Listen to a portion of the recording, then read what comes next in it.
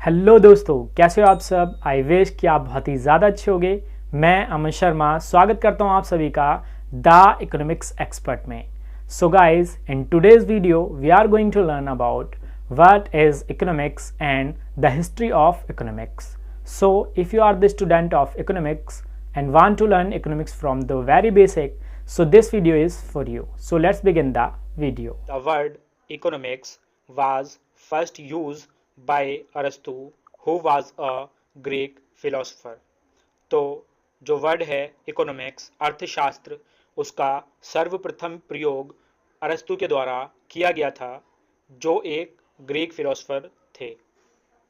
Aristo believed that the word economics oriented from the Greek word oikonomia, which means household management.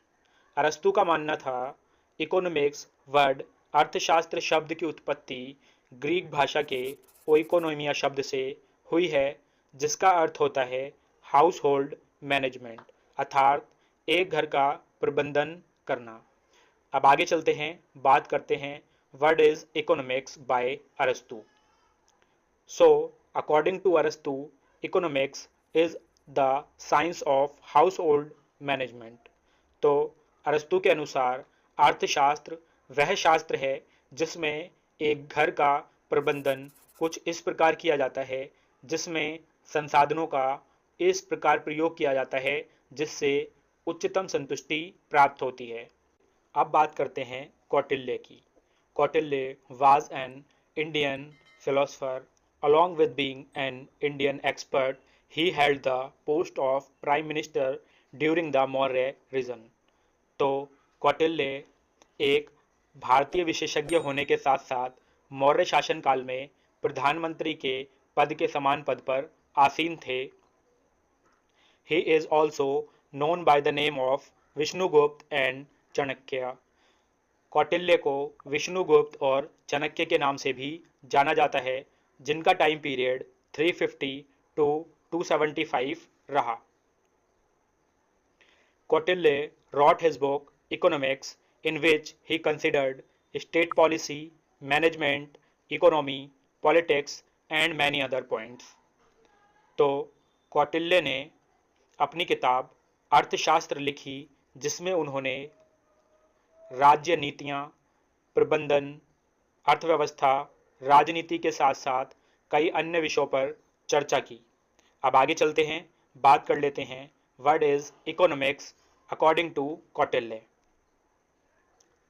So according to Kautilya, the purpose and utility of wealth creation is economics. तो कौटिल्य के अनुसार अपनी संतुष्टि को अधिकतम करना, अधिकतम उपयोगिता को प्राप्त करना ही अर्थशास्त्र है। अब बात करते हैं एडम स्मिथ के बारे में। Adam Smith is called the father of economics, whose time span was from 1723 to 1790. Adam Smith was a Scottish philosopher. He wrote his book Wealth of Nation by Economics get the identity as a separate subject.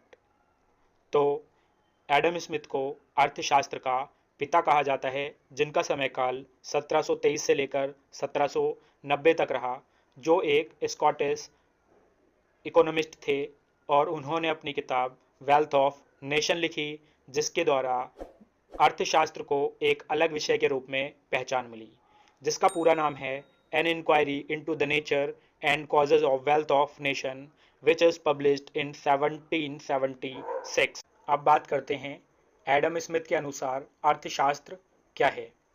So according to Adam Smith, economics is the science of wealth, it include the study of money. तो Adam Smith के अनुसार अर्थशास्त्र धन का शास्त्र है, जिसमें मनुष्य की धन संबंधी क्रियाओं का अध्ययन किया जाता है। अर्थशास्त्र के इस काल को क्लासिकल एज ऑफ इकोनॉमिक्स कहा जाता है। अगर हम बात करें मदर ऑफ इकोनॉमिक्स की, तो mother of economics Amartya Sen को कहा जाता है, जो कि एक इंडियन इकोनॉमिस्ट हैं। अब बात करते हैं क्लासिकल एज ऑफ इकोनॉमिक्स के बाद के टाइम की, जिसे नियो क्लासिकल एज कहा जाता है। It was represented by Professor Marshall, in which he criticized Adam Smith and said, "Economics is the science of human welfare related to money." तो classical as of economics के बाद के समय को neo classical as कहा जाता है, जिसका प्रतिनिधित्व प्रोफेसर मार्शल ने किया, जिसमें उन्होंने एडम स्मिथ की कड़ी आलोचना की कि अर्थशास्त्र केवल धन का शास्त्र नहीं है। उन्होंने बताया, अर्थशास्त्र वह शास्त्र है जिसमें मनुष्य की धन संबंधी क्रियाओं के साथ साथ मनुष्य के कल्याण के विषय का अध्ययन भी किया जाता है। अर्थात अर्थशास्त्र वह विषय है जिसमें मनुष्य की धन संबंधी क्रियाओं के साथ साथ मानवीय कल्याण का अध्ययन किया जाता है। न्यू क्लासिकल एज के समय के बाद के समय को मॉडर्न एज ऑफ इकोनॉमिक्स कहा जाता है। It was represented by professor Robbins and in this he criticized Adam Smith and professor Marshall. तो मॉडर्न एज ऑफ इकोनॉमिक्स का प्रतिनिधित्व प्रोफेसर रॉबिन्स ने किया, जिसमें उन्होंने एडम स्मिथ और प्रोफेसर मार्शल की आलोचना की and introduce a new definition of economics, और अर्थशास्त्र को एक नई परिभाषा दी। According to Robbins, economics is the science that study fulfilment of unlimited human want by the alternative use of limited resources. Robins के अनुसार अर्थशास्त्र वह शास्त्र है जिसमें सीमित संसाधनों के वैकल्पिक प्रयोगों के द्वारा असीमित मानवीय आवश्यकताओं को पूरा किया जाता है। आई होप आपको ancient history of economics, history of economics, classical as, neo classical as and modern age of economics अच्छे से समझ में आ गया होगा। अगर आपको कोई पॉइंट समझ में ना आया हो तो प्लीज़ कमेंट बॉक्स में कमेंट ज़रूर करें।